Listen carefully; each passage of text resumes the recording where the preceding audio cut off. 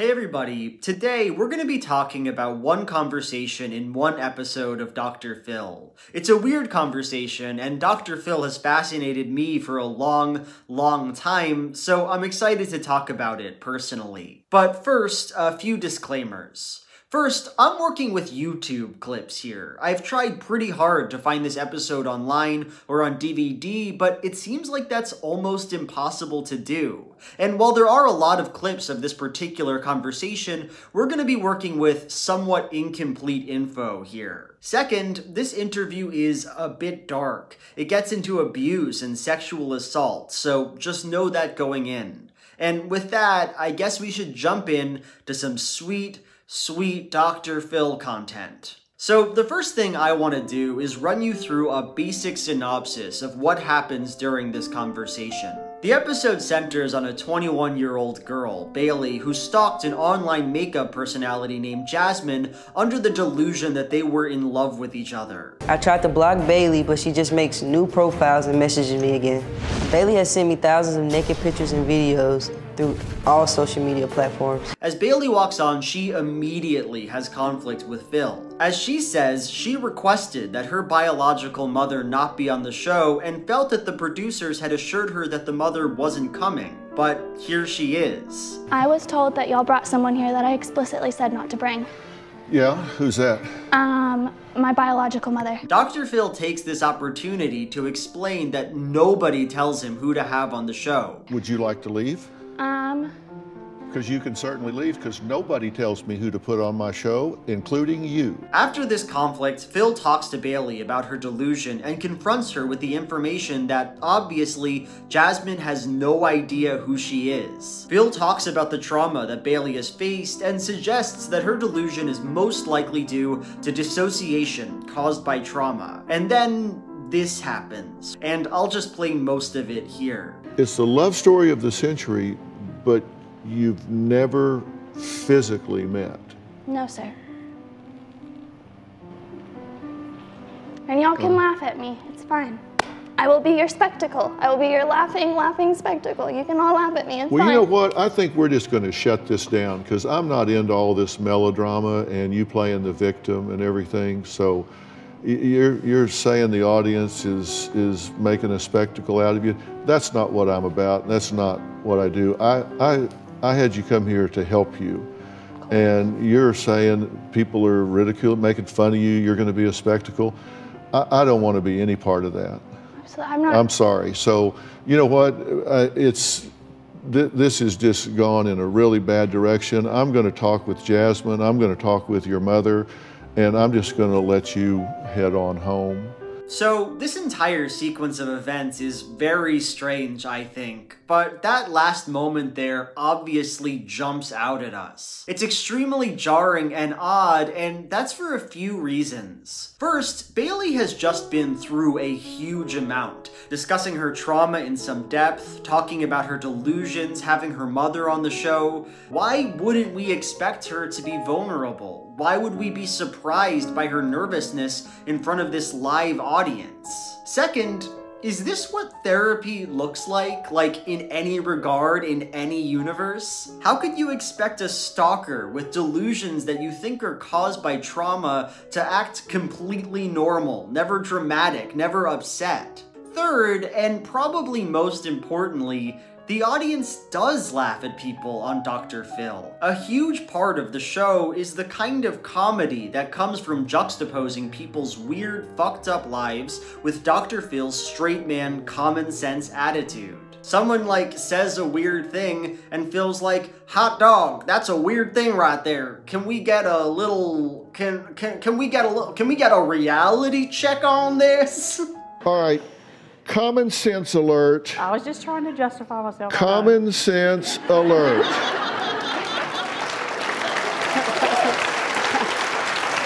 And everybody, laughs or claps. Even in this clip, I think you can hear some awkward chuckles faintly coming from the audience. So for Phil to imply that she's being irrational or strange because she doesn't like the audience laughing at her, well, that's weird.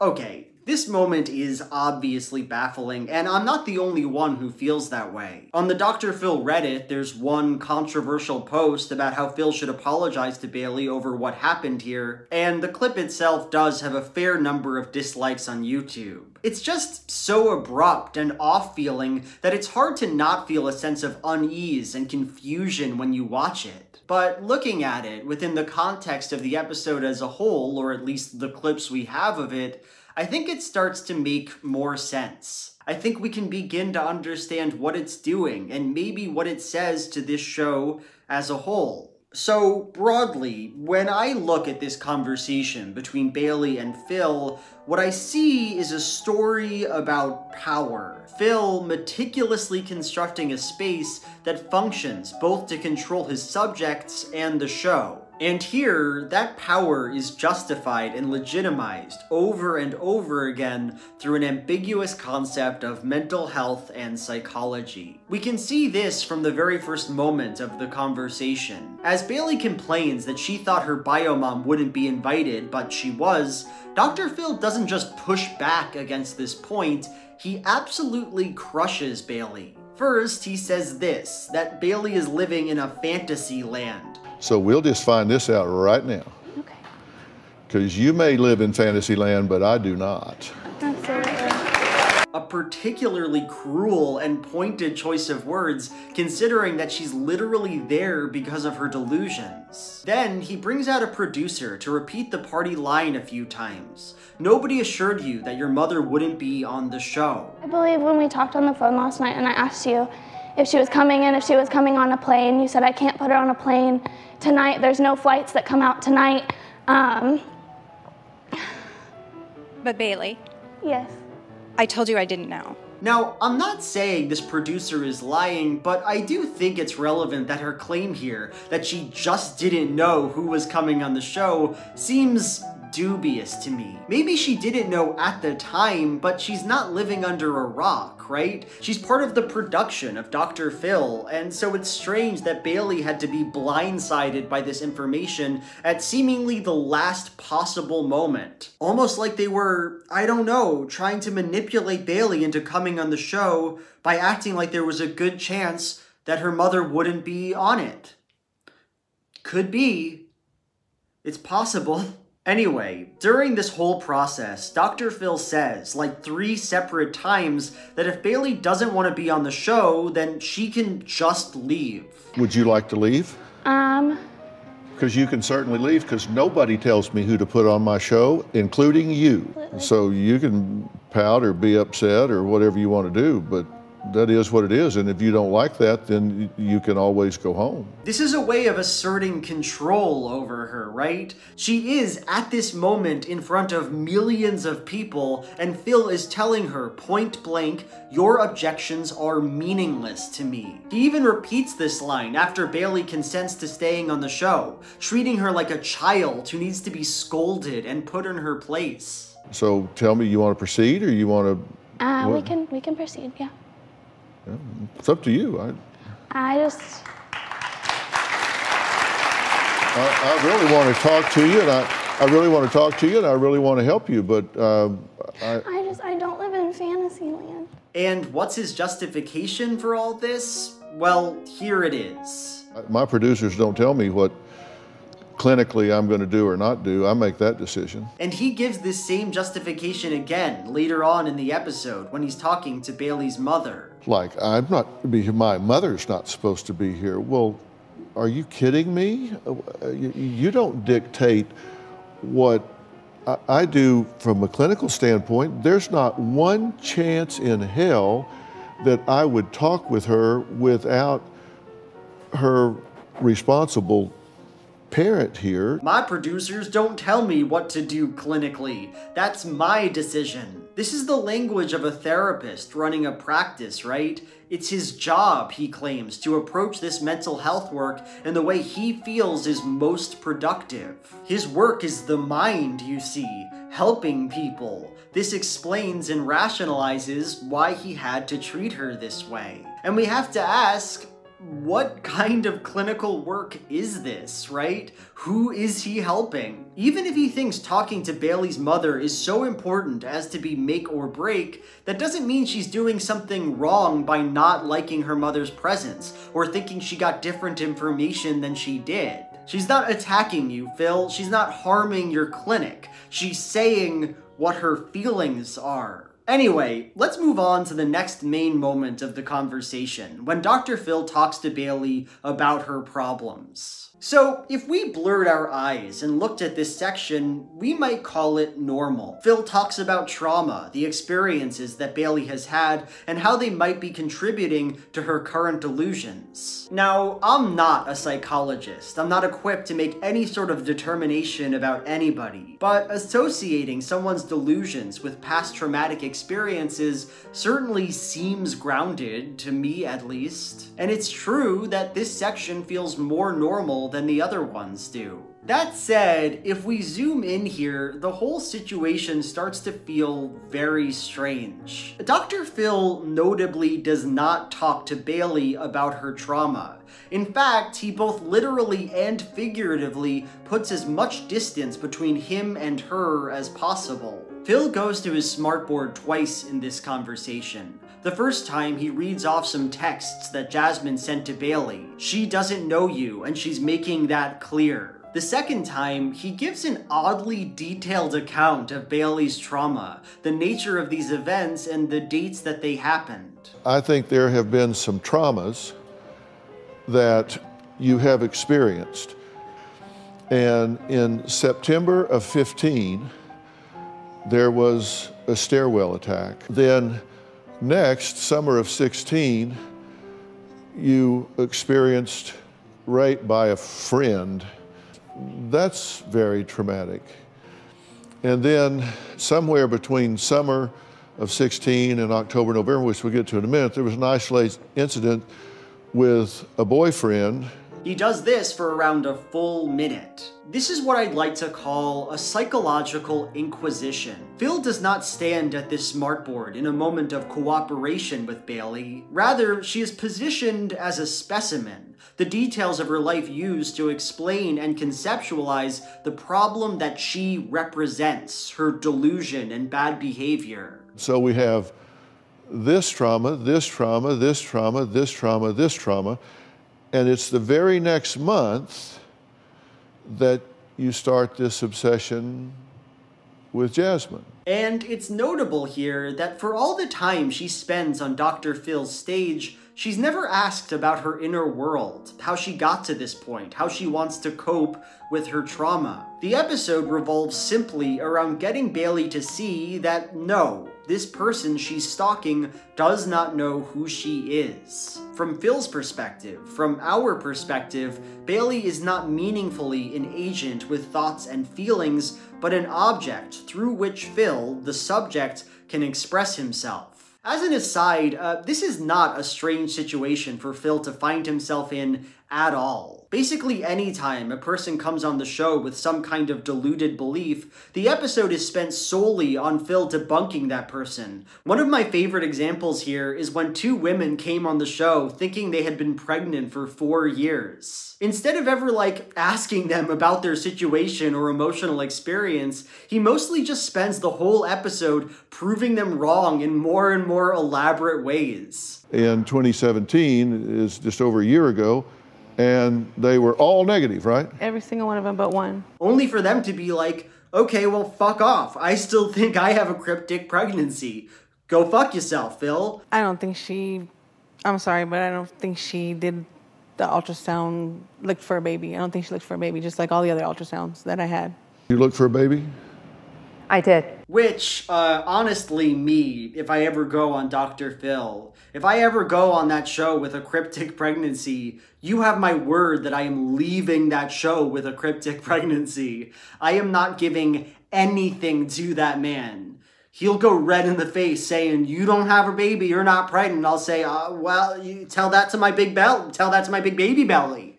Phil, that's my sworn oath to you. Maybe the only reason I find this particular moment with Bailey so striking is just the viscera of it all. Seeing this 50-year-old dude who clearly does not give a shit who he's talking to, just unceremoniously announcing every trauma his subject has ever experienced. It's very sobering just how little agency or personal consideration she is afforded in this moment. Anyhow, let's move on now to our final moment, the one we've already talked about, where Phil asks Bailey to leave the show. And I think that within the context I provided here, this moment starts to make sense. Because when Bailey says, "You can all laugh, I don't care, you can all laugh at me," well, she's kind of puncturing the fiction of the show, right? In this moment, she confronts us with an obvious, yet somehow poignant reality, that Dr. Phil is a show where people would laugh at her. They already laughed at and jeered her when Phil said his piece about how she lives in La La Land, and they obviously would do it again. Because you may live in Fantasyland, but I do not. Absolutely. And for me, just hearing her say that, it diminishes Dr. Phil's power. You are not running a clinical practice. You ranted at someone for 3 minutes for expressing sadness and disappointment. You're not a professional thinker. You're not plumbing the depths of anybody's psyche. You're giving a surface level, non-empathetic breakdown of all the times someone's been raped. This show is a joke. People are laughing. And so, it makes a kind of sense that in this moment, Phil abruptly ends the conversation. Because you can be a lot of things on this show. You can abuse your wife or children, you can be belligerent, you can steal, you can be there just to get famous, to increase your exposure. Dr. Phil doesn't mind any of that at all. But what you can't do is look behind the curtain. You can't talk about what this show is doing, about how it is constructed. In the final part of this clip, as Bailey is being escorted away, we should, by all rights, not just feel that this is some strange behavior going on, but also that it's a complete L. An absolutely devastating, embarrassing moment for Phil. Bailey says, "I'm sorry if I offended you in any way," and Phil, not even making eye contact, says, "Well, you certainly have." I apologize that I offended you in any way, shape, or form. That was never my intention. Well, you certainly have. So, Christopher, if you'll take Bailey off, it's good to meet you, and I wish you well. Thank you. She offended you, Phil? She hurt your feelings? You couldn't deal with a 21-year-old survivor being a bit dramatic? You're a failure and a coward, and that should be obvious. But that's not how this moment feels, is it? It's not how it plays out on an emotional level. No, it feels like Dr. Phil is getting rid of the offensive, attention-seeking weirdo, maintaining the integrity of his clinical practice. It feels like he's winning. And how else could it feel, right? What else could we expect to happen? Watching this conversation, we are witness to a series of contradictions, moments that, in subtle ways, ask us to ignore our own minds, doubt our ability to interpret what's going on right in front of us. Phil is supposed to be an agent of healing, yet he berates his subject over what amounts to a miscommunication. He supposedly wants to understand people's emotions and behaviors, and yet here, he provides no room for Bailey to express herself or have emotions. He instructs his audience to laugh, yet condemns people for observing that fact. And through these contradictions, this cognitive tension, Dr. Phil presents himself not just as an authority, but as the authority. Because the rules keep changing, because his understanding of psychology and reality is an ever-moving target, if we are to watch this show and enjoy it, we have to assume that none of that matters. Assume with no evidence or rationale required that he's right no matter what. Performed for us in miniature in this random episode of Dr. Phil is a totalizing, self-justifying, and absolute system of control, of power. And as an audience, we are expected, almost required, to identify with that power. Okay, that's the end of the video. I hope you enjoyed it. It was kind of a hard one to write, but I do have other Dr. Phil videos that I could make if you guys would be interested. I love Dr. Phil, and I love making content about Dr. Phil. Anyway, if you did like it, be sure to like, comment, subscribe to my YouTube channel, potentially give me money on Patreon.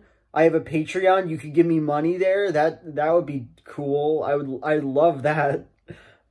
Anyway, now it's time for my Patreon question of the video. Anissa Abigail asks, what is the biggest minor inconvenience of being a public figure online?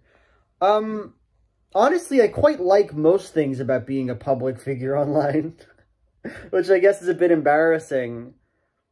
I do want to have more subs online, though. That's the number one thing that I think about. Like, oh, that's minorly irritating to me. Oh, also that when I make a joke tweet, people are like, people are hard up taking that seriously. One time I tweeted that all anime was bad, and for literal days I was getting people mentioning how garbage my opinion was, how absolutely repulsive it was. But I don't think all anime is bad. Okay, bye.